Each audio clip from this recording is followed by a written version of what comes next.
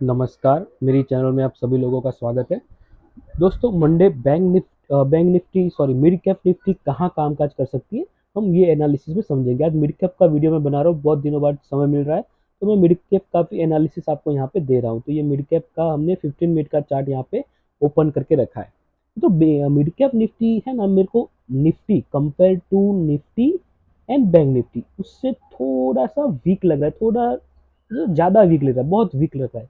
क्यों वीक लग रहा है उसका आप देखेंगे, ये 15 मिनट का आप एनालिसिस देखेंगे, 15 मिनट का चार्ट।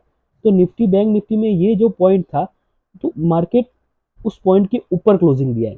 आप निफ्टी का भी देख लीजिए, अब बैंक निफ्टी का भी देख लीजिए, दोनों की क्लोजिंग, ये जो एग्रेसिव सेलिंग जो आई थी Nifty bank Nifty mid cap सबका चार्ट ऑलमोस्ट सेम है। तो वो जो क्लोजिंग है मार्केट की फ्राइडे की, वो इस लेवल के ऊपर है। तो वो चार्ट मेरे को स्ट्रॉन्ग दिख रहा है, निफ्टी का बैंक निफ्टी का दोनों का मेरे को स्ट्रॉन्ग दिख रहा है। लेकिन अगर हम मिड कैप निफ्टी का देखें तो ये क्लोजिंग इसके नीचे है। तो ये मेरे लिए कंसर्न है बैंक मिड कैप निफ्टी में, कि मिड कैप निफ्टी मंडे को थोड़ा सा साइडवे या फिर एक उसमें गिरावट, भारी गिरावट देखने को मिल सकती है।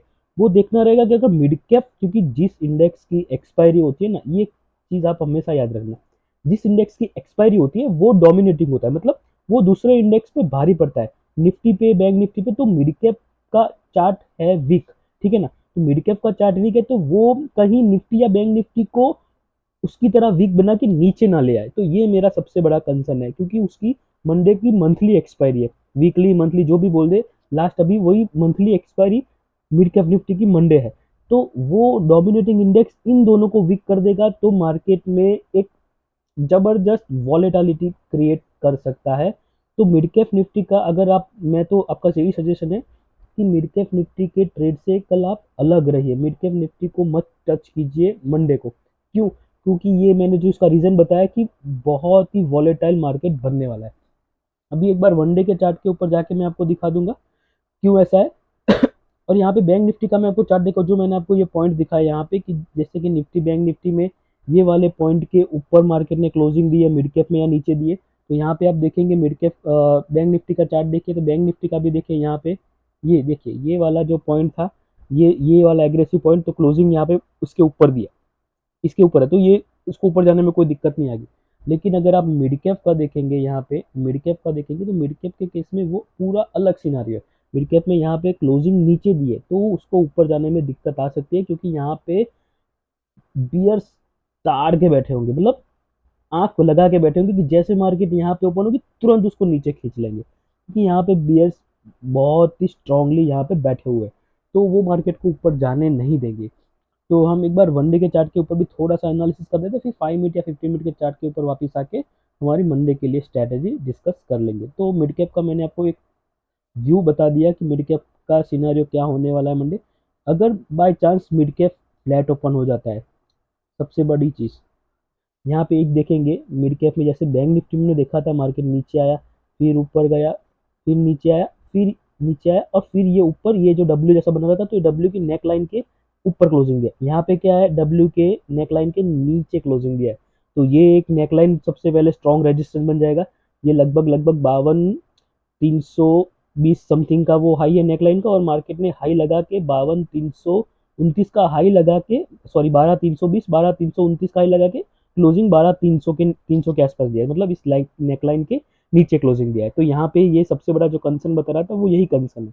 तो मेरे लिए मिड कैप निफ्टी के लिए सबसे बेस्ट चीज़ क्या होगी, कि मार्केट यहाँ पे फ्लैट ओपन हो जाए या फिर हल्का सा गैप अप ओपन हो जाए, और ये वाला जो पॉइंट है आज का, ये 12,329, तो 12,329 के ऊपर मार्केट निकलती है, तो मेरा पहला जो टारगेट आएगा, ये वाला पॉइंट आएगा, ये वाला पॉइंट आएगा। सबसे पहला मेरा टारगेट रहेगा 12,428। अगर इसको निकलता है तो ये वाला टारगेट आएगा 12,570, और अगर इसको भी मार्केट निकाल लेता है तो फिर ये वाला टारगेट आएगा 12,650। ये मेरे तीन टारगेट मिड कैप में रहेंगे, 12,428, 12,570, 12,650। ये तीन बहुत ही इंपॉर्टेंट लेवल है। तो मार्केट अगर रिवर्सल देना चाहे तो यहाँ से दे सकती है, अदरवाइज मार्केट फ्लो में जाएगी तो ये तीनों के तीनों टारगेट हमारे अचीव करा सकती है। तो मिड कैप का मेरा एकदम सिंपल फंडा है। तो हम 5 मिनट के चार्ट के ऊपर जाके, 15 मिनट के चार्ट के ऊपर जाके हम अपनी स्ट्रैटेजी बना लेते हैं मिड कैप के लिए। तो मिड कैप के लिए सबसे बेस्ट चीज़ हमें, और ये इंपॉर्टेंट चीज़ जो याद रखनी है मंडे, वो ये रखनी है कि किसी भी सूरत में ये वाला जो कैंडल का हाई है ना, ये लेवल आप मार्क करके रखिए 12,270। मार्केट इसके नीचे नहीं आनी चाहिए। अगर मार्केट ने ऊपर जाना है तो मार्केट ने इस लेवल के नीचे नहीं आना है। अगर 12,270 से नीचे आती है तो फिर मार्केट में कुछ नहीं बचता, फिर हमें उसमें कुछ ट्रेड ही नहीं लेना, वो हमारे लिए नो ट्रेडिंग जोन या नो ट्रेडिंग, मैं तो इनफैक्ट कहूँगा नो ट्रेडिंग डे बन जाएगा। 12,270 के नीचे आते हैं तो मैं कुछ नहीं करूंगा, मार्केट को सिर्फ ऑब्जर्व करूंगा, छोड़ दूंगा। लेकिन अगर 1270 के नीचे नहीं आती है और ये वाला जो हाई है 12,329 का हाई क्रॉस कर देती है, तो ऊपर की साइड के टारगेट मैंने आपको 3 टारगेट दे दिए है, 1 2 3। पहला टारगेट 12,428, 12,570 और 12,650। ये 3 टारगेट के लिए आप बैठ सकते हैं और मार्केट डेफिनेटली आपको ये तीनों के तीनों टारगेट अचीव करवा देगी। मैं सिर्फ मिड कैप निफ्टी में ऊपर की साइड के लिए ट्रेड में इंटरेस्टेड हूँ। नीचे की साइड में पी के लिए मैं कुछ रेकमेंड नहीं करूंगा, क्योंकि मैं नहीं चाह रहा कि आपके पैसे से, मैं चाह रहा हूँ कि आप एक सेफ और परफेक्ट ट्रेड लें। तो उम्मीद रख रहा हूँ दोस्तों आपको ये एनालिसिस पसंद आई होगी। अगर मिड कैप की एनालिसिस पसंद आई है तो कमेंट बॉक्स में अपने व्यूज़ बताइएगा और चैनल को सब्सक्राइब कीजिएगा, लाइक कीजिएगा। Thank you. जय हिंद।